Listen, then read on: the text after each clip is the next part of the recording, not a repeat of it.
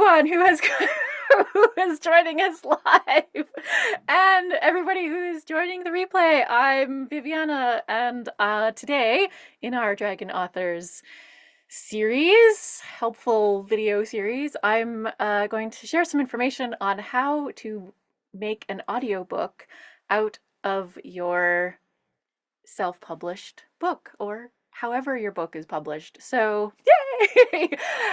So a little bit of background on why I'm giving this talk is because I am a professional ACX narrator, and I feel like I can own that title because I have been paid to narrate an ACX audiobook. So I'm going to explain what ACX is and all of that stuff. And first, I'm going to share my screen because I did make a lovely PowerPoint presentation, and hopefully this works out. Okay. Can everyone see my screen? Yes, I love thumbs up. Okay. So today's presentation is called, I just have to move some stuff around. There we go. Audiobook creation, recording your audiobook with ACX. So the first thing is, what is ACX? So ACX is Audible's audiobook marketplace. And so everybody knows ACX and Audible are owned by Amazon. So in order to create an ACX account, you just need your Amazon account. You just log in with your Amazon account. It makes it super simple. And the website that you can go to for ACX is also very simple, acx.com. The picture that you see on this slide is the current homepage for ACX. What it is it is the platform to submit your audiobook narrated by yourself, but it's also a marketplace. It's where you can find a narrator to narrate it for you if that is an option that you want to go with. And at the end of our presentation, I'm going to talk about choosing a narrator and that sort of stuff. So in today's short PowerPoint presentation, I am going to share with you what you need to record your ACX audiobook. And each of these bullet points, we're going to have a little slide to talk about the things. And the things that you need to record your ACX audiobook is a professional microphone. And I have professional in quotes there because I'm going to tell you what that means exactly. You do need a pop filter and a windscreen. I'm going to share what those are. You need a very quiet room or studio. You need Audacity. And Audacity is a free audio editing software. That's the software where you're going to turn your raw audio file into a beautiful ACX audiobook file. I'm going to share with you the course that will teach you how to audio edit your files so they pass ACX's very stringent audio requirements. I'm going to tell you all about that. And then we're going to talk a little bit about an understanding of ACX's audio requirements. So again, this is my little picture here, is if you scroll down on ACX's homepage, that is the next thing that you're going to see on the screen. Okay, moving on. First thing we're going to talk about is microphones. So I highly, highly recommend that you go to this webpage at the bottom of my screen. It is the ACX blog post on gearing up for audiobook production part 1. ACX is a lot like Amazon KDP in that it has a lot of information in their blog. They have a lot of information in their help files. And so if you don't know something, Google it, and you will likely find the answer on either a blog post or their help files. So on this blog post, ACX talks about 3 types of microphones that you can use to record your audiobook. And I'm going to talk very high level. Again, I highly recommend going to this blog post and reading it so that you get a little bit more information. So the 3 types of microphones, the first is a condenser microphone. I have examples for each one. And the first example for a condenser microphone is called a Rode NT1. And that is a very, very, very popular microphone for recording audiobooks. It will cost about $230, and these are all Amazon prices. So when I made this presentation, I just went to Amazon and I was like, what's Amazon's current price for these mics. So a Rode NT1 will run you about $230 right now. And it comes with a bunch of stuff. Later on I'm gonna have a picture about, what the little Amazon ad looks like. And the Rode NT1 is a really great microphone. It's kind of it is definitely a professional microphone. Many professional audiobook narrators use this one, but they do have a soundproof studio. So if you have a room in your house where you're going to do your recording that is very, very quiet, the Rode NT1 is a good option for you. It has a really great sound pickup, but it picks up everything. So that's why you need a very soundproof studio. The second type of microphone is a USB microphone. And I put two examples. The first is the Blue Yeti. I have a Blue Yeti. This is the microphone that I use. It is $140 currently. And the reason why I got this microphone was because I used to be a podcast host. And so it was the microphone that I used and still use, I'm using right now, for my podcasting, my professional Zoom calls, my video recording, everything. The absolute lowest priced microphone that you can use for audiobook is another Blue product. It's called the Blue Snowball Ice, and it is currently running $60. And it's very easy to use. It has fewer features than the Blue Yeti, but a lot of people use that as well as like for home studio audiobook recording. The reason why you would choose a USB microphone is because they're inexpensive compared to the other two kinds, and they're ease of use because they're just USB and they just plug into your computer. So the last microphone is called a dynamic microphone. It's the most expensive one, and an example is the Shure SM58S. It will run you, it's the least expensive, I believe, of the options that I found, and it'll run you $400. And the reason why you might want to choose the Shure mic or like a dynamic microphone is if you don't have a soundproof studio. So if you live in an apartment building and there are unexpected noises and you don't want to have to re-record every bit that has, somebody walking above you or someone on the stairs, or, you don't have a really soundproof place to record, then you'll likely want a dynamic microphone that will automatically not record outside sounds. Okay, any questions yet about mics? Okay, moving on. So, why do I have a pop filter and windscreen? Okay, so I have a Blue Yeti microphone. You probably can't see my mouse. Can you see my mouse now on the screen? Can you see it at all? Yes, you can see my mouse. Okay, so this microphone here, this is basically what a Blue Yeti looks like. This little thing here that looks like a toque. I live in Canada, we call them toques. This is a pop filter. It's one kind of pop filter. This over here is your windscreen. Some people will also call this a pop filter. I call them different things just to be clear. So the pop filter is a little toque for your microphone. It sits on this part of the mic here. And a pop filter improves your recording by reducing or eliminating plosive sounds made from harsher consonants like P, B, T, D, and K and G not so much. I don't think K and G should be there, but again, I copied this from Google, so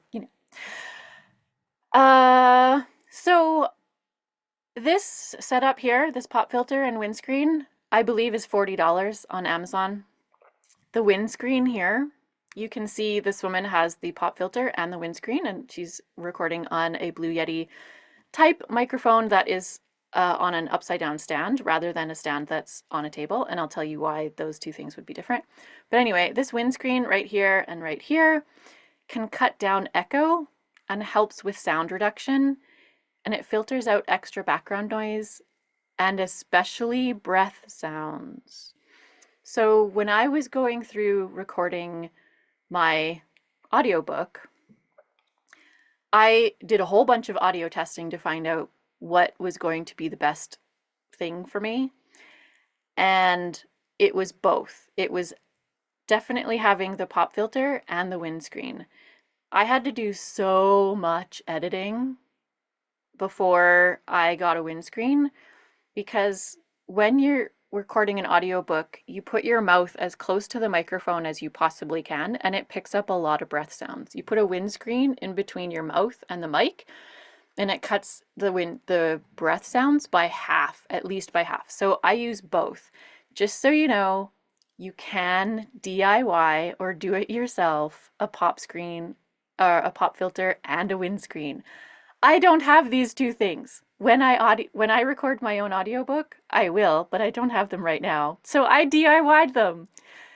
The DIY pop filter is a double layered sock. It's really simple. It's really easy. I'll show you an example. Oh, here we go. Okay. This is not full of dog hair. Okay. This is the other sock. This is the mate to the sock that I'm using as a pop filter right now on my microphone. It's not like it's super easy. And my DIY windscreen is no joke. It is a fluorescent pink pantyhose because it's the only pantyhose that I had. Pantyhose makes a really great windscreen, and I uncoiled a wire hanger and I made it this shape, and then I stapled and or masking taped the pantyhose to the circle, and that's what I use. I'm going to totally embarrass myself and show you my DIY windscreen. It's on the floor. Just a second. Okay. This is my DIY windscreen, my fluorescent pink my fluorescent pink pantyhose.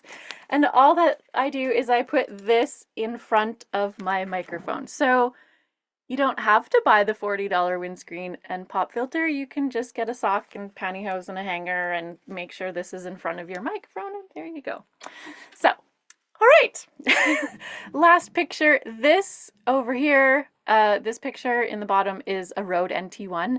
It comes with a windscreen, and it doesn't need a pop filter because of the way that because it's a special kind of condenser mic. It doesn't have one, but it's okay. The thing about the Rode NT1 is it doesn't have an on-your-desk stand like this Blue Yeti does. You have to have a stand on it, like a stand that hooks up to your desk, and then it's upside down. Like you can kind of see on the box here. It's upside down or right side up, whichever way, but you have to have a special stand for it. It doesn't sit on your desk. The reason why this on your desk microphone doesn't really work out that well is because you cannot move while you're recording. You can't hit your desk. You can't any of those desk sounds, your hands hitting your desk is going to get picked up. So a lot of people will have an upside down microphone freestanding so that it's not on your desk. Hopefully that makes sense. Okay, any questions? Moving on. All right. The next thing you need to record your audiobook is a very quiet room or studio. And if you don't have a quiet room or studio, the room that I am currently in, this is my video production, my audiobook production studio, and you need to cover all hard surfaces with soft materials to reduce echo. So you want a smaller room rather than a big room, and you want to cover the back of the door, all the walls. If you have a window, absolutely cover the window. This room has no windows in it. And you want to cover the floor if it doesn't already have carpet. So you want to make every surface that you can as soft as possible to absorb the sound so your sound doesn't echo. Blankets work great. So I have a tapestry for my background. This is a soft material. I have a quilt on the back of the door. I have 2 wool blankets on the 2 other walls, and I have sleeping bags on the back wall of my video production studio. So it's very important. And I have another wool blanket on the floor because this is a concrete floor. So you want your room to be completely enclosed and preferably with no windows. It's really hard to get a room with no windows, but if you have a door, close the door for sure and cover the back of the door with something soft. And you want to cover, if it doesn't have a closed door, you want to cover the entrance with blankets or something. I also have blow up air mattresses. they're also really good for absorbing sound too. So you can use that as a barrier. Blow up air mattresses, like, you use what you got. And if you don't have any of those things, and you still have a noisy room, like your mic will pick up the room, then what you want to do is purchase an isolation screen or an isolation box, and it can help. So I took some pictures of these. Again, these are on Amazon. So Amazon prices. An isolation screen looks like this, and it basically has that sound absorbing foam, like egg carton foam, and you just put that in like behind your microphone, or you put your whole mic set up in an isolation box. And what that does is it keeps any outside noise from getting your microphone, and all it is you in front of your mic. Any questions about that? No. Okay, moving on. Probably the most important thing you need is the audio recording software, and for that, most people use Audacity. Audacity is free recording and audio editing software. You can download it at www.audacityteam.org. Don't download it anywhere else because you never know what somebody might have put on your .exe file. This is the current homepage for Audacity. It's on version 3.6, and this is what the webpage looks like, and you can record anything. It's excellent for podcasts, voiceover work, or just recording memos. I use it for all of those things, and recording audiobooks. So I highly, highly, highly, absolutely recommend, it's actually a non-negotiable, is you need a course to tell you how to edit your audio files for ACX audiobooks. This is the course that I took. It is $49. It is called ACX Audiobook Production using Audacity. It's by Mike Adams. Again, it's $49. This is the website. Hopefully you can see that. It's at the bottom of the page. And it is absolutely worth it. If you've never used Audacity before, Mike Adams also has an Audacity step-by-step beginner to advance. Because I like this instructor, I would recommend it even though I didn't take it. I was familiar with Audacity because, again, I was a podcast host, so I was familiar with how to edit audio files on Audacity. If you're not, I would recommend maybe this course and maybe the ACX audiobook production course. So I'm going to show you a little bit about what that course looks like. So this over here, the picture is what the inside of the course looks like. You can see all lessons have been completed. I did the whole thing. So this is my version of the course. So what is included for your $49? I think it's about 3 hours. It's 3 to 4 hours. And it's divided into 4 sections. Section 1 is getting started. Section 2 is ACX audiobook requirements. So the instructor, Mike, he tells you all of the things that you need to know. The 3rd section is hands-on recording and post-production for ACX, and the 4th section is content editing and MP3 export. So that tells you all of the things, just so that you know how much I would recommend this course and how much important this course is. When I was recording my first audiobook, I had a problem with my files, and none of them would pass the ACX check. So every single file that you upload to ACX goes through an ACX check, and ACX will deny it if it doesn't pass all of the checks. And none of mine were passing, and I couldn't figure out why. So I emailed the instructor, Mike Adams, and he spent probably 2 hours troubleshooting my problem for me for a $49 course. Like, it's insane. And he figured out what the problem was, we solved it, and I moved on. But he helped me figure out this problem that I couldn't figure out what it was. I think he's great. Okay. The next thing you need to know about recording an audiobook with ACX is an understanding of ACX's audio requirements. At the bottom of this slide, there is the help file that will give you all of the information. It is lengthy. It's all of this in teeny tiny font. So these are the highlights that I will give you here. So your submitted audiobook must be consistent in overall sound and formatting. So absolutely have the same equipment from start to finish. Don't buy a professional windscreen halfway through. You want every piece of equipment the same from start to finish. You want each uploaded file to each uploaded file must be free of extraneous sounds such as plosives, and that's like p and b and the breath sounds. It needs to be clear of that. That's what audio editing is for if they're there. Microphone pops, mouse clicks, excessive mouth noise, and outtakes, obviously. And ACX felt the need to put this here because people can put outtakes in their files. So each file must contain only one chapter or section. This is important because this is an important piece of information to share because you can only have 120 minutes per chapter. And so you want to have smaller chapters. You don't want a chapter that's 2 hours long. So you have to divide your book into chapters or sections. And the more chapters or sections you have, the longer it's going to take to upload all of the files to ACX. Each file must measure between -23 and -18 decibels, or dBs, and this is the RMS. This is something that is explained in Mike's Audacity course. So I'm not going to explain what RMS and peak values and noise floor is. It's all explained in his course, which I recommend. Each file must have peak values no higher than 3 decibels, and each file must have a noise floor no higher than -60 decibels RMS, and it can't be less than -75, because if you have 0 noise floor, they'll reject it. ACX will reject your file. It's complicated, which is why the $49 course is more than worth it.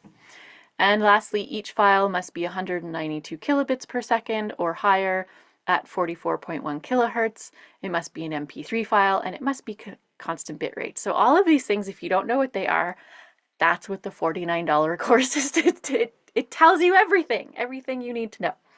It is wonderful. Highly, highly recommend it. Any questions about this? Nope. Okay. So the last thing I want to share with you are some lessons learned when I was recording my first audiobook on ACX. So, the time it takes. I looked up on ACX, how long does it take to record an audiobook? And ACX said it takes 6 hours of recording and editing time for every 1 finished hour. So I'm going to talk a lot about per finished hour, or PFH. ACX themselves says the average is 6 hours. They are not kidding. My first audiobook took me 6.5 to 7 hours per finished hour of audiobook. So you need to be aware of that when you're thinking about how long is it going to take me to record my own audiobook? 6 times. Why does it take this long? Because everything is in real time, right? So you have to read your script out loud before you even record. And this gives you an indication of where the inflections are, how you want to say a certain sentence, which words you want to emphasize, which ones you don't, all of the things. It's like your dress rehearsal, right? It's that. You have to dress rehearsal every word you say before you record it. Then there's the recording out loud. There's the actual recording. Then you have to listen to the recording on Audacity to make sure that there aren't extra sounds. You didn't accidentally hit the table and you have to redo that section.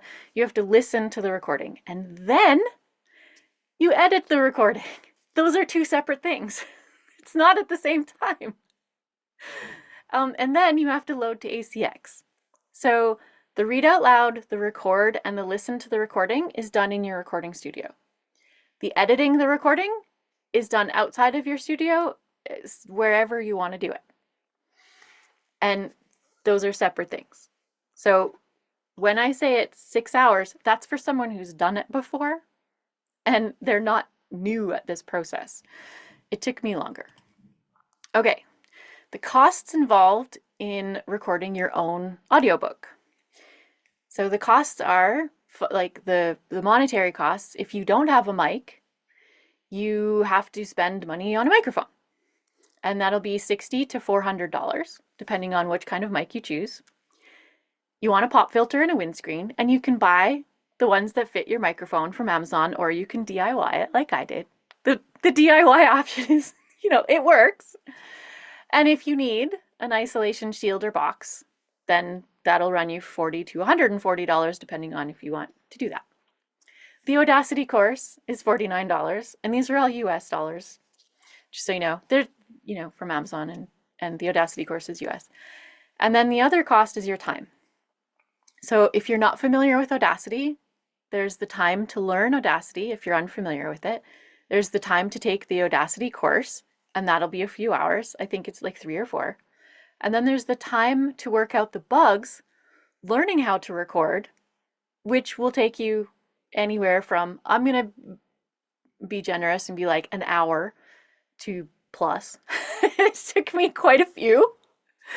And then you have editing tests, and ACX has a webpage on their platform that you can submit audio files to see if it'll pass ACX's audio requirements. So there's a test to see. You don't have to record your whole audiobook and pray. Don't have to do that. There's a specific place where you can do the testing, submit it, and they'll tell you if it'll pass or not. And then the actual recording time, which is 6 hours per finished hour of audiobook. Just so you know the differences between paying for it or recording yourself and paying a narrator to do it for you. So the costs involved in hiring an ACX narrator, which you can find on the ACX marketplace, because that's the whole point of it, is to, find narrators, is you can hire someone to narrate for you. And there are 2 ways that you can pay for someone to, you can hire someone to narrate your book for you. The minimum is $100 to $200 per finished hour. And I'm going to talk about what that means in a bit. Or there's the royalty share program. So some narrators will do a 50-50 split on sales, and you don't have to pay anything up front. But just so you know, not all narrators want to royalty share unless it's a well-known author and they know that there's going to be a lot of sales. So if you can prove to them that your print copy or your ebook copy has sold a lot, and they're actually going to make money off of their 50-50 royalty split, then you're going to pay up front per finished hour. You don't pay up front until everything is loaded, just so you know. So $100 per finished hour is really, really low to pay. So there aren't a lot of narrators, good narrators, who are going to charge you $100 per finished hour. The $200 to $400 per finished hour is much more realistic as an expectation to pay for a good quality audiobook narrator. And just so you know, the breakdown of that, and I'm dividing by 6 because that is the average time somebody works on to create one finished hour. So $100 per finished hour is $17 an hour. And considering the skills and the equipment, that is really, really low. $200 per finished hour is more realistic. It's $34 an hour. $300 per finished hour is about $50 an hour. And then there's $400, which is $67.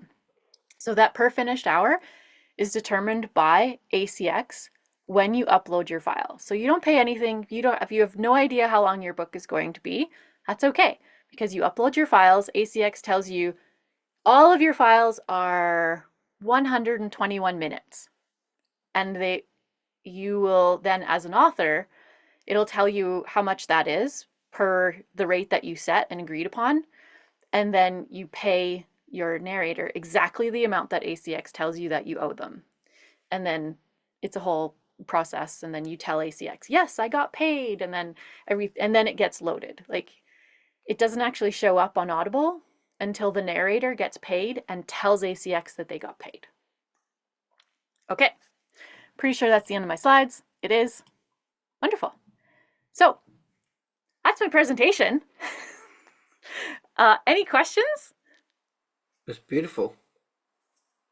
Do we have a rough idea of how many words a person would speak? So if my book's got 50,000 words in it, do we have a sort of a calculation of how many hours that would on average be for someone? So you sort of get an idea how long your book's going to be.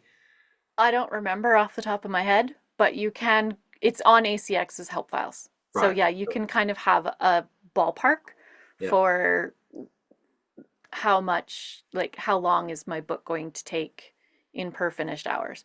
And it also depends on how fast you read. So my friend, my very dear friend Carmel, she recorded her own audiobook, or yeah, she was the narrator. She recorded it super, super slow. She paid for a studio and she paid for someone to edit her files for her. All she did was she went into the studio, and it's 19, the actual book is audiobook is 19 hours. Wow. Yeah. So all she did was she went in there and she recorded it, and somebody like she paid for the studio time. She rented the studio and paid someone to edit it and paid someone to upload that. It was not inexpensive Yeah. as an option. I am super happy that I learned how to do ACX audiobook narrations, because when my book comes out, after the print version comes out, then I will record it on audiobook. But ACX is not your only option either. So there are a lot of publishers who don't want to go with ACX because ACX is a monopoly. And you don't have, once you put your book on Audible, you cannot put it anywhere else. Mhm. So there are other options for audiobooks other than ACX. I don't know them, but I will be looking into them when I'm ready to do that. But ACX is not your only option for uploading your audiobook. Cool.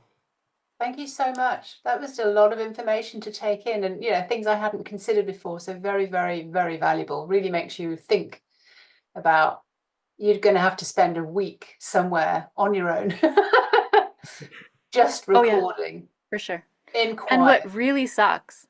Yeah, So because I when you really do, can't have the dog barking. I can't have the kids in no, the house. I can't have no, anything coming to the door. I can't have. truck I'm driving just thinking by, about nope, that. No, nope. That's no. why this room is like in my basement with no windows.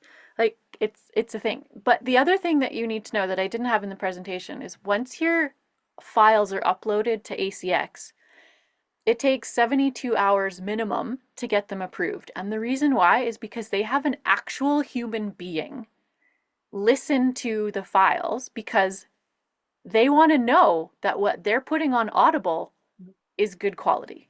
Yeah. So I'm sure they don't listen to every single file, but they do go through every file. And if they find out that it is not a human, because there are a lot of AI voices right now, if they figure out it's not a human actually reading, they will deny it. If it's not high enough quality, they will deny it. So even though it'll pass your automatic ACX checks, if you have thumping, like random thumping in your, or like mouse clicks or whatever, they will deny it. And so it's like, it's kind of nerve-wracking waiting for them. Are they going to approve it? Are they not going to approve it? But do you pass the test or not? Yeah, do you pass? Like, it's not just the automatic audio editing, it's the human factor, right? So does the human who listens to it like it enough and think it's good enough to pass? Wow. Lots of criteria to jump through, aren't there? I didn't realize that they were checking for AI because I've seen quite a few ones where you can put your text in and it will speak it for you. Not on Obviously, Audible. yeah, Audible needs to be a human being. Maybe the other audiobook platforms will allow you to have a an AI voice, but yeah, not Audible. It's the very last requirement on that web page, the help page that says the audiobook requirements. The last one is it must be a human being. yeah. That's fair enough. I And think it's I, great if the author reads the book as well, Yeah. because whenever I listen to them and they've got someone else to do it, I don't buy into it so much. No. But if they've got the passion to speak their own book, then I'm much more interested. So yeah, yeah, but not everybody has an accent that is understandable for everyone else, true. right?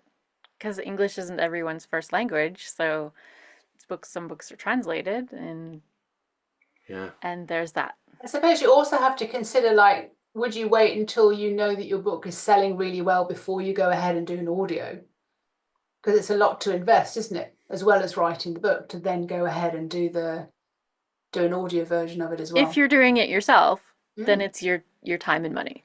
If mm. you're paying someone, But yeah, you want to it's know still that your a huge book is it's a selling. huge consideration if you've got like 50,000 or more words, you know.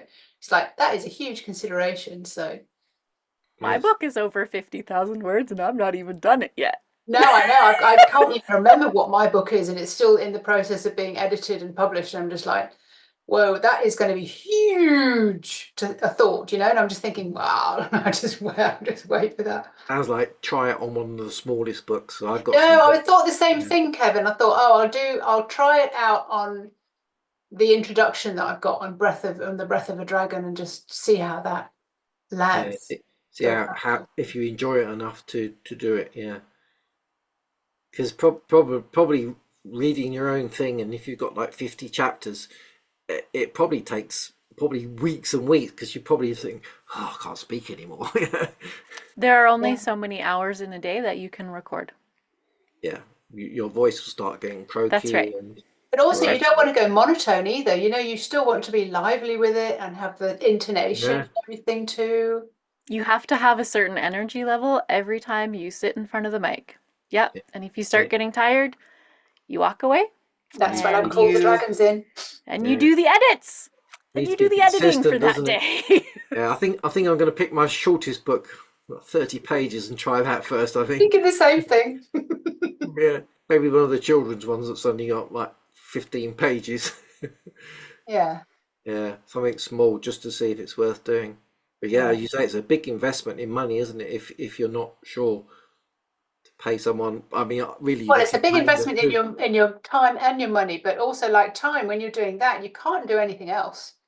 No, the fact that you've got to be in a completely quiet room. I mean, for me, You that my can't. No, it's not not quiet here. like, There's you know, yeah. tractors and dogs and No, horses, and no. yeah, I'd have to hire a I didn't studio. mention it, but there's also the consideration of the noise that your computer makes.